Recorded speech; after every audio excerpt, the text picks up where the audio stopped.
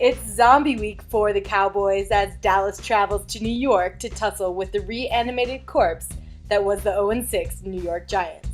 Welcome, Cowboy fans. Today we take a look at the 5 things you need to know before kickoff.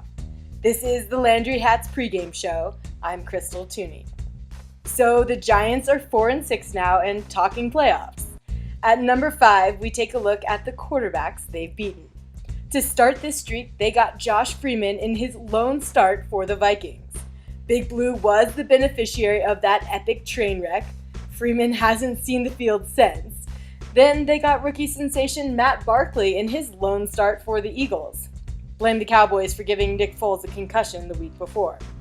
And then last week, they beat Green Bay as Aaron Rodgers watched from the sidelines. The only NFL starter they've actually beaten is Oakland's Terrell Pryor. What? Wait, Pryor? Yeah, Pryor was a starter, that's right. And Oakland is a real NFL franchise. Well, more or less. At number 4, let's talk little brother. Eli discovered firsthand what it's like to play with Tony Romo's offensive line, running game, and defense as he threw 15 interceptions and was outscored by an incredible 106 points in starting the season 0-6. Yeah, Eli Manning. Game changer. But he's thrown just 2 interceptions during this 4-game winning streak. The worry is this Dallas D has a way of making even pedestrian quarterbacks look like Johnny Unitas, so they absolutely have to force turnovers. Eli, though, is still Eli. The Cowboys picked him 3 times in the opener, and he will find a white shirt if you pressure him. And that brings us to number 3. The Dallas no-name defensive line sure played like its name against the Saints, didn't they? The one name this team needs back and healthy in the lineup isn't DeMarcus Ware, it's Jason Hatcher. In a line that was supposed to feature Pro Bowlers Ware, Anthony Spencer, and Jay Ratliff, Hatcher was the no-name. Now, he's the only name. Hatcher's relentless disruptive play in the 3 technique of this front 4 makes every rusher around him better. The Cowboys must get Eli off his spot to win this game, and they aren't likely to do it with Hatcher on the sidelines.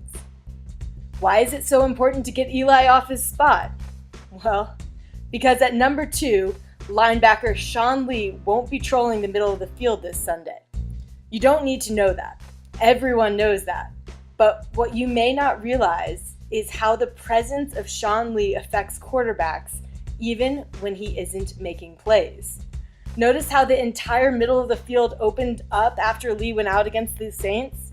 Notice how Drew Brees was throwing to targets with 4 yards of separation on the nearest defender? That's because he wasn't worried about Sean Lee. Sean Lee was leading the league in tackles and interceptions when he got hurt. The absence of Lee puts even more pressure on this defensive line.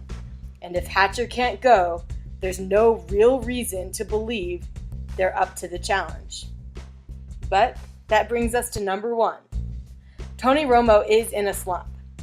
In the 5 games since he put up a ridiculous Xbox stat line against the Broncos, Romo has been, well, pretty much like Eli, completing 57% of his passes for 6.4 yards per an attempt. Romo can't be Eli if the Cowboys are going to make a run. We've already seen what Eli does behind Romo's line and with Romo's running game and with Romo's defense. The result is 0-6. The result is what happened 2 weeks ago in New Orleans. If the Cowboys are going to make a run, then they need to let Romo be Romo. They need to win or lose on that arm and live with it. The guy has a 9-figure contract. Put the season on his shoulders. Right now, like it or not, he's the Cowboys' best hope for a division title. That's it for this week's show. Thanks to John Bankston for the copy. Don't forget to check out thelandryhat.com for more news and videos that take a totally biased and unfiltered look at your Dallas Cowboys. Help us get out the word about the site by liking The Landry Hat on Facebook and following us on Twitter.